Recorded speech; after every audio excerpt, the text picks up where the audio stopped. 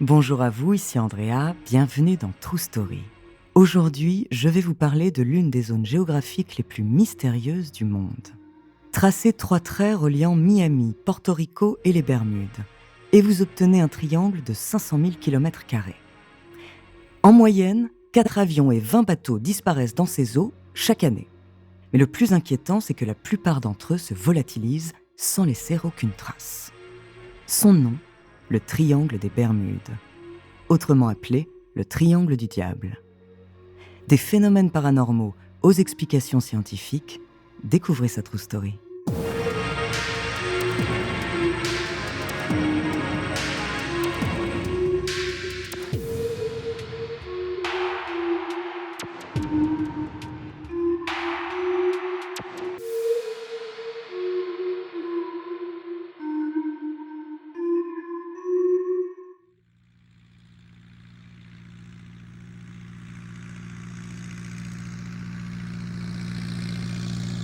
Le 4 décembre 1970, un petit avion décolle des Bahamas.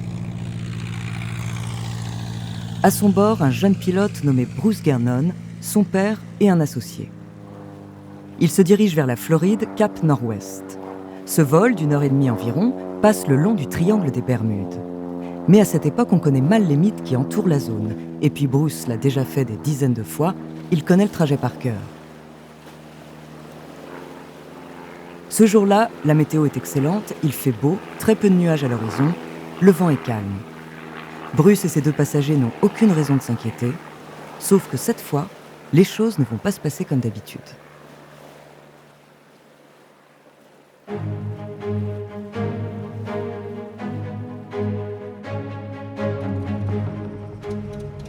L'avion quitte le tarmac à 15h précises et commence à s'élever dans les airs.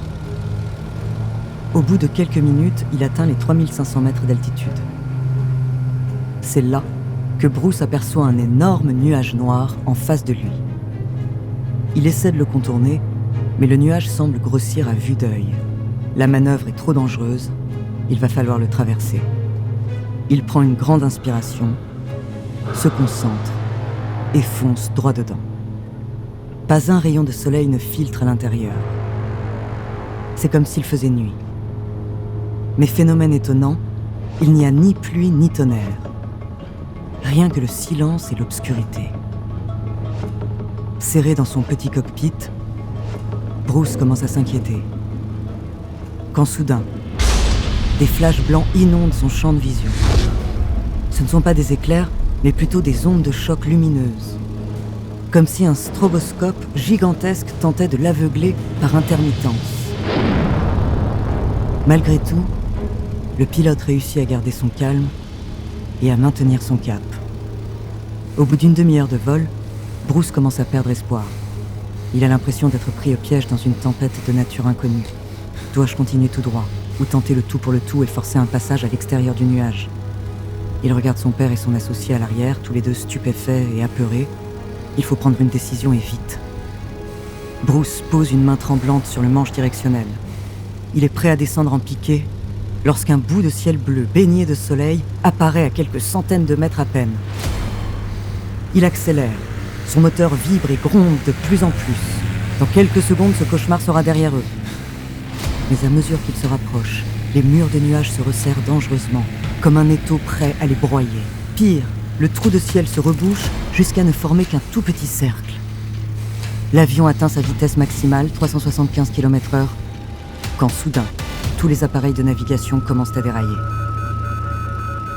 Bruce n'a plus aucun contrôle sur la situation, comme si quelqu'un ou quelque chose d'autre prenait les commandes de l'avion.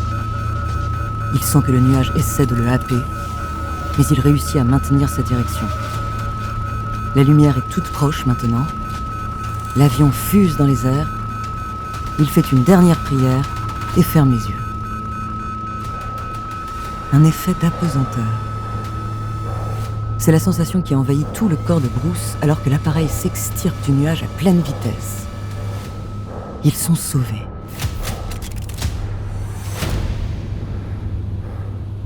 Bruce saisit sa radio et contacte immédiatement les contrôleurs aériens pour savoir sa position. « Zone aérienne de Miami », lui répond l'opérateur. Étonné, il regarde sa montre. Le trajet entre les Bahamas et Miami lui prend généralement 1h30, mais cette fois, il ne lui aurait fallu que 47 minutes. Impossible. Il scrute le sol, et à travers la brume, il aperçoit bel et bien les buildings et les rues de Miami. Le doute laisse place à la sidération.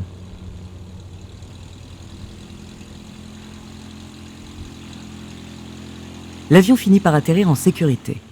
Une fois au sol, Bruce Gernon constate qu'il lui reste bien plus de carburant que d'habitude après un tel trajet.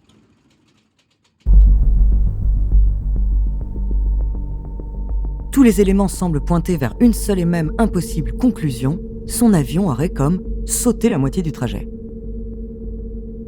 Pendant les années qui ont suivi, Bruce a écrit un livre et a interrogé de nombreux scientifiques pour comprendre ce qui lui était arrivé. Mais personne n'a vraiment su lui répondre. Ce nuage a-t-il été généré par la collision de deux formations orageuses massives ? Pourquoi un tel dérèglement magnétique capable de faire dérailler tous les appareils de navigation a-t-il eu lieu ? Et surtout, comment expliquer que Bruce soit arrivé si vite à Miami ? Certains pensent que Bruce a traversé un trou de verre, comme une sorte de raccourci à travers l'espace-temps. Les théories concernant le triangle des Bermudes ne manquent pas.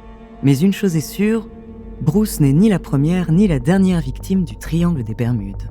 Il est simplement l'un des seuls à avoir pu témoigner des phénomènes extrêmement étranges qui s'y passent.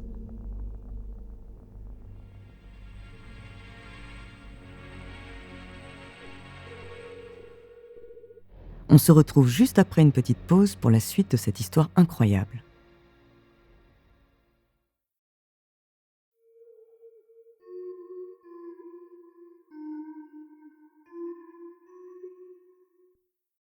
Beaucoup d'avions ont mystérieusement disparu dans le triangle des Bermudes. Le 5 décembre 1945, c'est toute une escadrille qui s'est volatilisée dans la zone. On ne parle pas cette fois d'un seul petit avion, mais de 5 torpilleurs de l'armée américaine. Au cours de la même nuit, un hydravion est même parti à leur recherche, mais lui aussi a disparu. Et on ne sait toujours pas aujourd'hui ce qui leur est arrivé. Imaginez maintenant un cargo militaire de la taille de 2 terrains de foot, spécialement conçu pour traverser toutes les intempéries. Le SS Poet, un navire de cette envergure-là, traverse le triangle des Bermudes dans la nuit du 24 octobre 1980. Il disparaît lui aussi sans que personne à bord n'ait eu le temps d'envoyer un message de détresse. Qu'est-ce qui a bien pu engloutir un tel mastodonte aussi vite ? Personne ne sait, car à ce jour, aucun des 34 membres d'équipage ni aucun débris n'ont été retrouvés. La liste des disparitions dans le triangle des Bermudes est très longue et commence dès la fin du XVIIIe siècle. Mais il existe quelques explications possibles. Bien sûr, il y a les pistes surnaturelles, des monstres marins, des extraterrestres, ou encore, comme c'était le cas pour l'histoire de Bruce Gernon, des failles spatio-temporelles. Mais il y a surtout des hypothèses plus rationnelles et scientifiques. Déjà, il faut savoir que la météo est plus que capricieuse dans cette région. On parle de tempêtes, d'ouragans, de vents à plus de 270 km/h. Certaines rafales sont même si imprévisibles qu'elles portent un nom spécial. On les appelle le grain blanc. Imaginez-vous sur un bateau, il fait beau, la mer est assez calme, lorsque vous apercevez un petit nuage blanc à l'horizon qui descend rapidement, et 1 minute plus tard, une avalanche d'air vous percute à une vitesse de 300 km/h.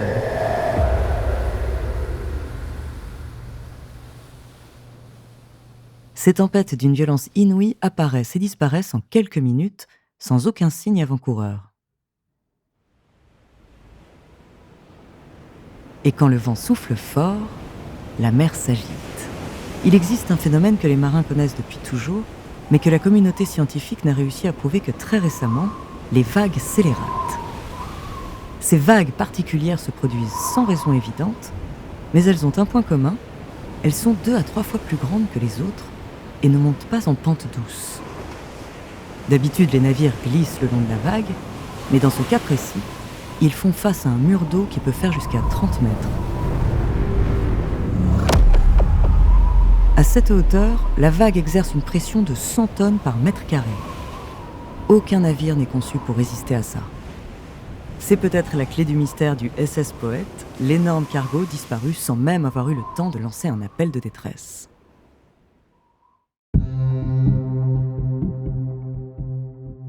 D'autres théories scientifiques sont davantage contestées. C'est le cas des anomalies magnétiques mesurées dans le secteur. Certains les considèrent banales, mais d'autres pensent que la composition des roches sous-marines et côtières du triangle des Bermudes pourrait faire s'affoler les outils de navigation.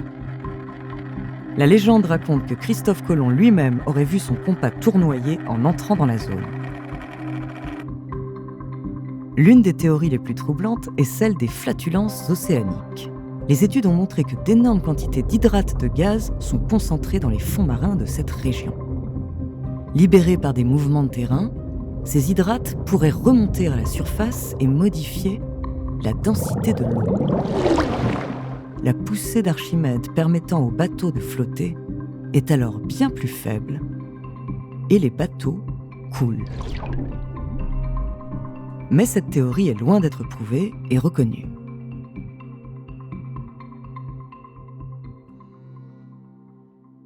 Alors avec toutes ces explications, on en sait un peu plus sur ce qui pourrait provoquer le naufrage des navires, mais le mystère reste quasiment entier pour les avions. Ce qui fascine avec le triangle des Bermudes, c'est qu'on ne retrouve que très rarement les épaves. Les accidents donnent l'impression d'être des disparitions mystérieuses. Parce qu'en réalité, statistiquement, cette zone n'est pas plus dangereuse qu'une autre. Elle n'est officiellement pas reconnue comme une zone à risque, ni en mer, ni dans les airs. Alors, le mystère du triangle des Bermudes n'est-il que le résultat d'une surmédiatisation, d'un fantasme collectif, ou est-il le terrain de jeu d'une force inconnue qui échappe encore à la raison humaine ? Merci d'avoir écouté cet épisode de True Story. La semaine prochaine, je vous parlerai d'une pionnière de l'informatique. Nous rentrerons dans la matrice. En attendant, n'hésitez pas à nous faire part d'histoires que vous aimeriez entendre sur votre plateforme d'écoute préférée ou alors via la page Instagram ou Twitter de Bababam. Nous nous ferons un plaisir de les découvrir.